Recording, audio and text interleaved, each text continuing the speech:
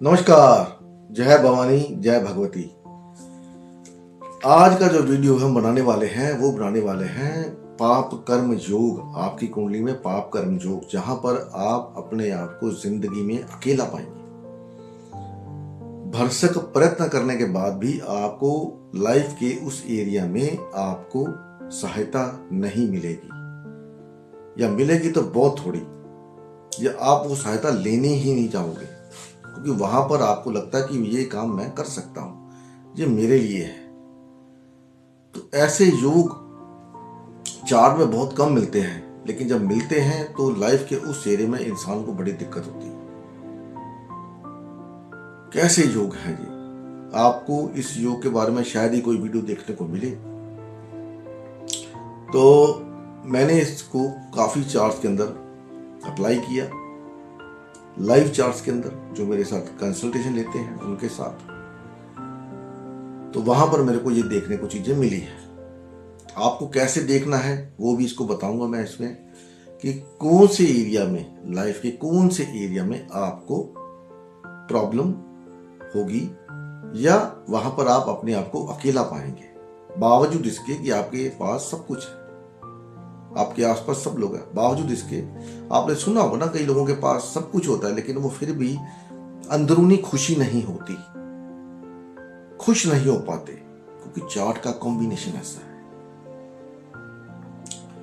और कहीं अगर आपका नाम भी उस कॉम्बिनेशन के साथ जुड़ गया तो वो उसकी जो क्वांटिटी है वो डबल कर देता है। तो बहुत कुछ करने के बाद भी बदले में आपको कुछ नहीं मिलता। उस टॉपिक, ज्योतिष के उस टॉपिक, अछूते टॉपिक के ऊपर बात करने वाले हैं। इसमें आपको थोड़ा सा साथ में जुड़े रहना पड़ेगा समझने के लिए। वीडियो अगर आप पूरा देख सकें तो बड़ी मेहरबानी आपकी, क्योंकि फायदा आपका ही है। मैं हमेशा जो भी कोशिश होती है मेरी कि जो भी वीडियो बनाऊं उसमें आपको कुछ ना कुछ मिले जो आपका फायदा कर सके, जो आपको समझ आ सके और आप लाइफ में आगे बढ़ सके। वीडियो मैंने कोई और बनानी थी, लेकिन ये टॉपिक मेरे माइंड में आ गया तो मैं चलो इसको बनाते हैं। बड़ा महत्वपूर्ण टॉपिक है। तो चार्ट के अंदर आपने देखा होगा जो हमारा नवग्रह सिस्टम है, सोलर सिस्टम है, उसमें सूर्य के पास बुध है, फिर शुक्र है, उसके बाद धरती है, धरती के आसपास चंद्रमा घूमता है, चंद्रमा के बाहर मंगल है, फिर बृहस्पति है, फिर शनि है। ये 5 ग्रहों के ऊपर तो पक्का लागू होगा, राहु केतु के ऊपर भी लागू होगा, वो बताऊंगा। तो सबसे पहले शुरू करते हैं सूर्य से। आपके चार्ट में सूर्य कभी भी अकेला नहीं होता, उसके आसपास हमेशा बुध या शुक्र रहते ही रहते हैं, हमेशा। आप देख लीजिए, क्योंकि सूर्य आत्मा का कारक है, और आत्मा जब जन्म लेती है तो अपने साथ अपने गुण अवगुण या कुछ भी कर्म साथ में लेके आती है। तो आत्मा को हमेशा सपोर्ट चाहिए होती है। इसलिए बुध बुद्धि है, आपके पेंडिंग कर्मा जो पिछले जन्म के थे, जो आपके सबकॉन्शियस माइंड में स्टोर्ड है, जिसके बारे में आपको पता नहीं है, वो थर्ड हाउस, वो हमेशा सूर्य के आसपास ही रहता है। वो कभी भी सूर्य से 2 घर आगे नहीं जाता। मतलब जिस घर में सूर्य बैठा है उसे एक घर छोड़ के उसे अगले घर में नहीं जाता। मान लीजिए आपका सूर्य पंचम हाउस में है तो आपको बुध या तो 4th हाउस में मिलेगा या 6th हाउस में दिखाई देगा। वो कभी भी तीसरे या सप्तम हाउस में दिखाई नहीं देगा। बहुत रेयर चांस, लाखों में कोई ये कुंडली हो तो बात अलग है, क्योंकि ये एक बाउंड्री लाइन होती है। एक बाउंड्री लाइन के होती है जिस बाउंड्री लाइन को बुध को क्रॉस नहीं करने दिया जाता। हालांकि शुक्र उसको क्रॉस कर लेता है। कैसे? आप देखेंगे शुक्र जब भी सूर्य से 2 घर आगे हो जाएगा, मान लीजिए आपका सूर्य जो है लियो साइन के अंदर है और शुक्र आपको मिथुन में और लिब्रा में देखने को मिलेगा। ये ज्यादा चार्ट्स के अंदर नहीं होता, कुछ परसेंटेज होती है जिसमें शुक्र सूर्य से 2 घर आगे या 2 घर पीछे आपको देखने को मिल जाता है, क्योंकि शुक्र के अंदर वो पावर है कि वो बनाएगी, सूर्य के द्वारा बनाएगी बाउंड्री को क्रॉस कर सकता है। और अगर आपके चार्ट में शुक्र देव महाराज सूर्य से 2 घर आगे या 2 घर पीछे हैं तो आप देख लो, या तो इन लोगों की शादी नहीं होती, या ये लोग शादी में इंटरेस्टेड नहीं होते, या अगर शादी हो भी गई तो शादी के अंदर वो जो शादी वाला एक सिस्टम होता है वो नहीं हो पाता, खुश नहीं रह पाते, या शादी चलती नहीं लंबी, क्योंकि ये लोग इंटरेस्टेड ही नहीं होते शादी के अंदर मोस्ट ऑफ द टाइम। और कभी कभी शादी लेट हो ही जाती है, होती ही नहीं। चीजें मैंने आपको तीनों बता दी। तो ये आप देखिए, जीवन के उस मोड़ मोड़ में आप अपने आप को अकेला पाओगे जब शुक्र 2 घर आगे या 2 घर पीछे होगा। ये सिर्फ D9 की बात कर रहा हूं, सॉरी D1 की बात कर रहा हूं। नवमास में दशमास में मैं नहीं जा रहा।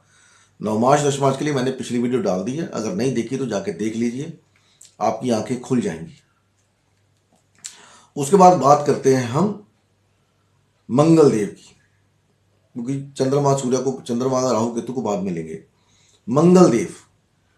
मंगल देव आपके चार्ट में जहां कहीं बैठे हैं, अगर उसके आगे पीछे कोई भी घर, कोई भी प्लैनेट नहीं है, कोई भी प्लैनेट नहीं है, आप कह सकते हैं कि मेरे मंगल के पीछे केतु है या राहु है, आगे पीछे राहु या केतु। राहु केतु ग्रह नहीं है, वो शैडो ग्रह है, वो अपना प्रभाव देते हैं। लेकिन अगर बदकिस्मती से मंगल के आगे पीछे राहु केतु आ गया और कोई ग्रह नहीं आया, तो आप अपनी लाइफ देख लो, लाइफ में कहीं फोकस नहीं कर पाओगे। जिस घरों को कुंडली के अंदर मंगल ओन करता है, स्वामित्व है उसके पास, उस घरों से संबंधित आपको कोई सहायता नहीं मिलेगी।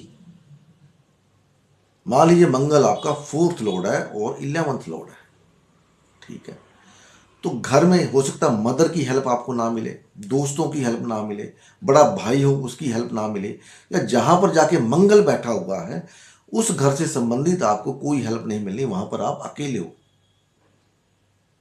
वहां पर आप फोकस ही नहीं कर पाते। डिस्टर्ब्ड मंगल है, मंगल डिजायर है, तो ऐसे लोगों की डिजायर भी नहीं होती कि मेरे को अपना घर चाहिए, या अपने घर से दूर जाके डिजायर होती है, घर में रह नहीं पाते, दूर जाना पड़ता है। किसके लिए? पैसा कमाने के लिए। एग्जाम्पल दे रहा हूं आपको, अगर 4th और 11th लॉर्ड। दोस्त मिलेंगे वो भी आपको फायदा उठाने के लिए, दोस्तों के लिए काम करना पड़ेगा। दोस्तों से कुछ मिले ना मिले वो अलग बात है, वो मैं नहीं समझता कि मिलेगा, क्योंकि अभी तक मेरे को ऐसा कोई चार्ट नहीं मिला जिसमें उसने बोला हो कि मेरे को, हाँ जी मेरे को ऐसा कुछ हुआ, नहीं होता। आपके ऊपर जिम्मेदारी थोप दी जाएगी, कुछ गलत होगा तो भी आपके ऊपर थोप दिया जाएगा, अच्छे का आपको कोई तमगा वगैरह नहीं मिलता।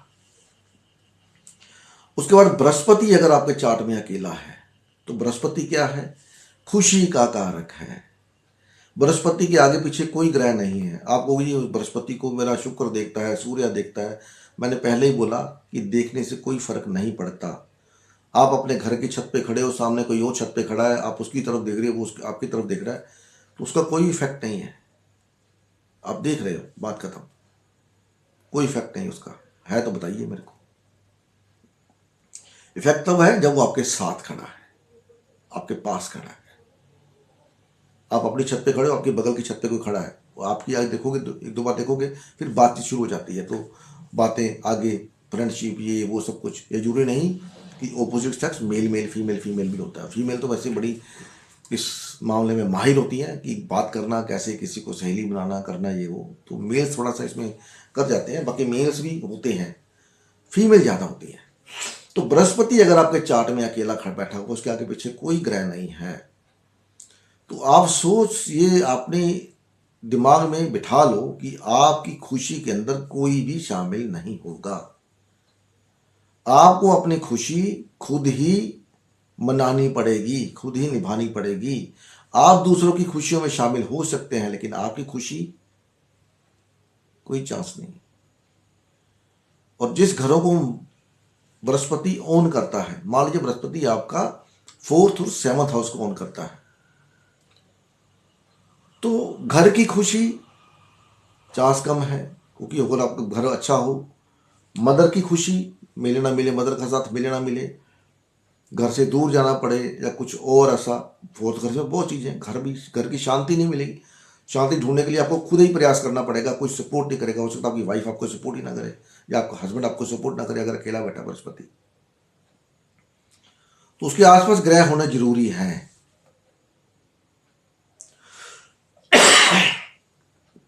तो इसलिए इसको आप लेके चलें। खुशी आप अकेले ही मनाओगे, आपकी खुशी में कोई शामिल होने के चांस बहुत कम है। देख लीजिए, अगर आपका कुछ ऐसा है तो कमेंट बॉक्स में बताइएगा जरूर। उसके बाद अगर शनि आपका अकेला बैठा है, खुदा ना खास्ता, अभी शनि की आपको मैं लाइव एग्जांपल दूंगा। शनि अकेला बैठा है आपका, उसके आसपास कोई ग्रह नहीं है, तो ये आप मान लीजिए जिंदगी के सारे काम आपको खुद ही करने पड़ेंगे, आपको सपोर्ट नहीं मिलने वाला, कोई आकर के आपके काम में हेल्प नहीं करने वाला। ये बात लगा कि आपने किसी को क्या बोलते हैं, तनख्वाह के ऊपर रखा हुआ है, फिर भी वो आपका काम नहीं कर पाएगा जो काम आप कर पा रहे हो। आपने उसको तनख्वाह पे रखा है, वो वही काम करेगा जिसके लिए उसको तनख्वाह पे रखा है। आपका कभी कभी क्या होता है कि जैसे आप कोई काम करो तो आपका काम में हेल्प करने के लिए आपके बच्चे आ जाते हैं, वाइफ सपोर्ट करती है। तो अब देखिए, जिनका ऐसा है तो शनि के आसपास, शनि के साथ या आसपास कोई ना कोई ग्रह बैठा होगा, तभी आपको सपोर्ट मिलता है, और जो ग्रह उसके आसपास होगा वही आपको सपोर्ट करेगा। अगर इन केस शनि आपका अकेला बैठा है तो आपको सारे काम खुद ही करने पड़ेंगे जो आप करते हो, आपके काम में कोई हेल्प नहीं कर पाएगा। उदाहरण के तौर पे मेरा शनि अकेला है, आगे पीछे कोई ग्रह नहीं है, बृहस्पति उसको देखता है। अब देखने से क्या होगा, कुछ नहीं, अपने सारे काम मेरे को खुद करने पड़ते हैं। जितने मैं बाकी घर के काम भी करता हूं, लेकिन मेरे जो काम है वो मेरे को खुद को करने पड़ते हैं। पढ़ना, वीडियो बनाना, लिखना, वीडियो अपलोड करना, थंबनेल बनाना। हालांकि मैंने अपने, मेरा छोटा बेटा, उसको मैंने 2-3 बार बोला कि मेरा थंबनेल बना के भेज दिया, 1-2 बार तो उसने भेज दिया, उसके बाद उसके पास टाइम नहीं, बोला पापा मेरे पास टाइम नहीं है। आप देखो थंबनेल बनाने में कितना टाइम लगता है। तो पहले मेरे को ये नहीं पता था, अभी पता लग गया कि ये काम मेरे को खुद ही करने पड़ेंगे। जितने भी काम मेरे हैं जो मेरे से संबंधित है, वो सारे काम मेरे को खुद करने पड़ेंगे। बैंक जाना, पैसे लाना, खरीदारी करने जाना, अकेला जाना पड़ेगा, करना पड़ेगा। बच्चों की सेवा करनी, ये करना, वो करना, सब कुछ। अब क्योंकि चूंकि मेरा जो शनि देव है वो लगन लॉर्ड भी है, तो इस वजह से मेरे को हो सकता है कि मेरे को अकेले करने पड़ते हैं। लेकिन अगर आपके चार्ट में शनिदेव जिस घर को ओन कर रहे हैं, उस घर से संबंधित काम आपको खुद ही करने पड़ेंगे। मेरा छोटा बेटा है, उसका पंचम हाउस में शनि अकेला बैठा, आगे पीछे कोई नहीं है। तो जब वो कनाडा गया, एजुकेशन कर रहा था अपनी, तो वो लोगों अपने जो साथ पढ़ते हैं उनके असाइनमेंट करता था। वो कहते यार तू थोड़ा दिमाग दे, थोड़ा असाइनमेंट कर दे पंचम हाउस में। तो वो उनके अपना असाइनमेंट तो करता ही था, उनके असाइनमेंट भी साथ में करता था, और बदले में लोग उसको थैंक यू भी नहीं बोलते थे। उसका असाइनमेंट कभी किसी ने नहीं किया। वो जहां पर भी काम करने गया अकेला, सारी जिम्मेदारी उसके ऊपर, ये तुमको ही करना है। सेम मेरे बड़े बेटे के साथ है, 9th हाउस में है उसका। तो ट्रैवल वो आज तक वो कभी किसी के साथ गया नहीं, आया नहीं, अकेला जाता, अकेला आता। अभी तो चलो शादी नहीं हुई, कल को शादी हो जाएगी तो बात अलग है। तो शनि से प्रोफेशन के कारक हैं, तो प्रोफेशन में जो भी काम आपको करना है अकेला ही करना पड़ेगा। और अगर ये शनि वक्री हो गया या स्तंभी हो गया, तो सोच लो, ये लिख लो कि आपको सहायता नहीं मिलनी। तो इसको अपने दिमाग में लेके चले, किसी के ऊपर अपना गुस्सा ना निकालें कि मैं साला इनके लिए इतना काम करता हूं, ये मेरे लिए कुछ नहीं करते, क्योंकि आपका कर्म मिला है। ये क्यों मिला है आपको पता है? क्योंकि अगर शुक्र आपका सूर्य से 2 घर आगे चला गया, 2 घर पीछे, तो इसका मतलब आपने शादी, पिछले जन्म में जो शादी करी उसमें आपने अपने स्पाउस को पूछा ही नहीं, भाव नहीं दिया। जो शादी के प्रति, आपके स्पाउस के प्रति आपकी रिस्पॉन्सिबिलिटीज थी वो आपने नहीं निभाई। आप अपने में ही मगन रहे, अपने ऐशो आराम में मगन रहे। मंगल अगर अकेला मिला है तो आपने क्या किया? लोगों के साथ अन्याय किया, अपनी धौंस, अपनी ताकत दिखा के लोगों को ठगा, ठगा कह सकते हो, लोगों को दबाया कह सकते हो। तो इस जन्म में आपको मंगल अकेला मिला कि जो करना अकेले करो, तुमको कोई सपोर्ट नहीं करेगा, क्योंकि तुमने पिछले जन्म में किसी को सपोर्ट नहीं किया। बृहस्पति अगर अकेला मिला है तो इसका मतलब है कि आप पिछले जन्म में अपनी खुशियां खुद ही मनाते रहे, आपने किसी को उसमें इंट्रोड्यूस किया ही नहीं, मतलब क्या बोलते हैं, इन्वॉल्व किया ही नहीं कि मैं, आइए मेरे साथ, मैं खुशी मिलकर मनाते हैं। ना ही आप किसी दूसरे की खुशी में गए, आप अपने में ही मगन है, अपनी खुशी के अंदर ऐश ये वो। जो खुशी क्या होती है, सबको पता है खुशी क्या होती है। कि घर में पैसा है, बच्चों को नहीं देना, फैमिली को नहीं देना, खुद अपने ऐशोआराम पूरे करना, अपने लिए कपड़े जूते ये वो जो खाना पीना सब करना, फैमिली के लिए नहीं है। बृहस्पति बच्चों का कारक है, बच्चों के लिए नहीं है। और मेरा बृहस्पति भी अकेला है, तो मेरे को बच्चों के लिए बहुत कुछ करना पड़ता है। उनको बाहर भेजा, जो भी आपको पता ही है क्या कुछ होता है अकेले। और खुशी जब आती है तो मैं अपने आप को अकेला पाता हूं। कोई खुशी का मोमेंट आता है, मैं होता हूं जब मेरी बीवी होती है, बस। और तब भी कोई ना कोई ऊपर नीचे हो ही जाता है, क्योंकि खुशी मनाने का हक आपको नहीं है। आपने बहुत खुशी मनाई है पिछले जन्म में। शनि अगर अकेला है तो इसका मतलब यह है कि आपने पिछले जन्म में काम के अंदर किसी को सहायता नहीं करी, लोगों से काम लिया, उनको उनका दाम नहीं दिया। शनि 10वें और 11वें घर का कारक है, मालिक है नेचुरल जोड़िया के अंदर। 11वां घर पैसे का होता है।